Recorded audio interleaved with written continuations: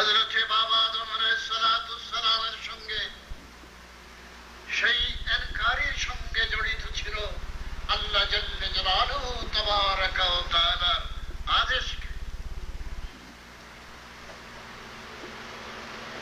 হযরত হাজেরিন,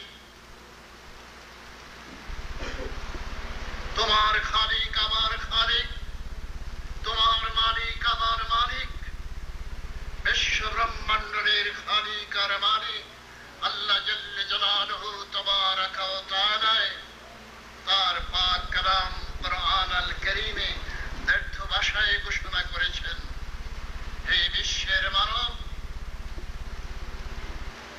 তোমরা যদি আমার সাথে সম্পর্কিত হতে চাও, আমি আল্লাহর পর্বত, আমি আল্লাহর মাহাব্বত, আমি আল্লাহর মারিফাত, আমি আল্লাহর হাকিকত হাসিল করার যদি কোনো কামনা, কোনো বাসনা তোমাদের হৃদয়ে থাকে, আমি আল্লাহ তোমাদেরকে বলে দিচ্ছি, আমার হাবিব জনাবে মুহাম্মদুর রাসূলুল্লাহ সাল্লাল্লাহু আলাইহি সাল্লামকে দুনিয়ার সব কিছুর চাইতে দেহাটুককে, তোমার যে দেহ, তোমার যে অস্তিত্ব, তোমার যে অস্থি মাংস, তোমার যা কিছু আছে তার চেয়ে অধিক স্নেহ, অধিক মহব্বত, অধিক প্রেমের সম্পর্ক করো। قل إن كنتم تحبون الله فاتبعوني يحببكم الله ويغفر لكم ذنوبكم والله غفور رحيم। برادران اسلام، سرکار دو عالم احمد মুজতবা মুহাম্মদ মুস্তাফা সাল্লাল্লাহু আলাইহি সাল্লাম সংবাদ পেয়ে গেছেন আনকারীব ইসলামের মহাবিজয়ের জন্য দয়াল নবী জনাবে মুহাম্মদুর রাসূলুল্লাহ সাল্লাল্লাহু আলাইহি সাল্লামকে পবিত্র ভূমি, প্রাণের ভূমি, জন্মভূমি খানায়ে কাবা বাইতুল্লাহকে ছেড়ে অন্য কোথাও আল্লাহর দ্বীনকে কায়েম আর দায়েম করার জন্য, আল্লাহর পাক কালাম কুরআন আল কারীমকে প্রতিষ্ঠিত, প্রচার আর প্রসার করার জন্য জন্মভূমিকে ছেড়ে যেতে হবে। রাসূল খুদা সাল্লাল্লাহু আলাইহি সাল্লামের অন্তরে সামান্যতম কোনো ব্যথা নেই, কোনো দুঃখ নেই, কোনো আঘাত নেই। কেননা আল্লাহর নবী জনাবে মুহাম্মদুর রাসূলুল্লাহ সাল্লাল্লাহু আলাইহি সাল্লামের রক্তে মাংসে ধ্যানে,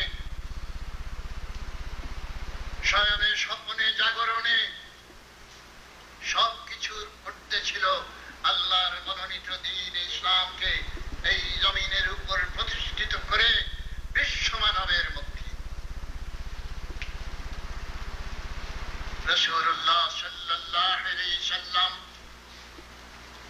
সিদ্দিক আকবর সাইয়্যিদিনা হযরত আবু বকর সিদ্দিক রাদিয়াল্লাহু তাআলা আনহুকে ডেকে বলছেন, হে আবু বকর, তোমার সাথে আমার একটি কাম কথা আছে। সিদ্দিক আকবর সাইয়্যিদিনা হযরত আবু বকর সিদ্দিক রাদিয়াল্লাহু তাআলা আনহু মসজিদে নববীতে বাদান এশার নামাজের পরে যখন সবাই চলে যাচ্ছেন, চলে গিয়েছেন, সেইখানে সেই মুহূর্তে সিদ্দিক আকবর সাইয়্যিদিনা হযরত আবু বকর সিদ্দিক রাদিয়াল্লাহু তাআলা আনহু দয়াল নবী জনাবে মুহাম্মদুর রাসূলুল্লাহ সাল্লাল্লাহু আলাইহি সাল্লামের পবিত্র জবান মোবারকের পাশে কান দিয়ে গেলেন। এবারে আমার আকা, আমার মাওলা আহমদে মুজতবা মুহাম্মদ মুস্তাফা সাল্লাল্লাহু আলাইহি সাল্লামের পবিত্র জবান মোবারক সিদ্দিক আকবর সাইয়্যিদিনা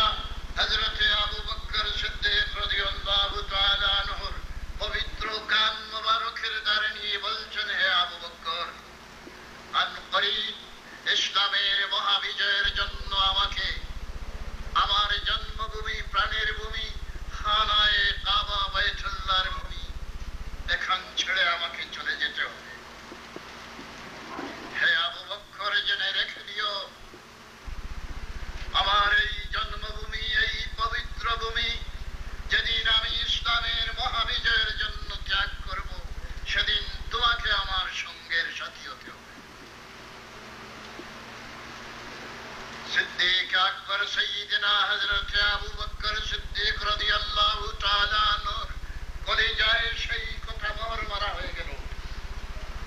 ঘরে চলে গেলেন, খানা পিনা শেষ করলেন।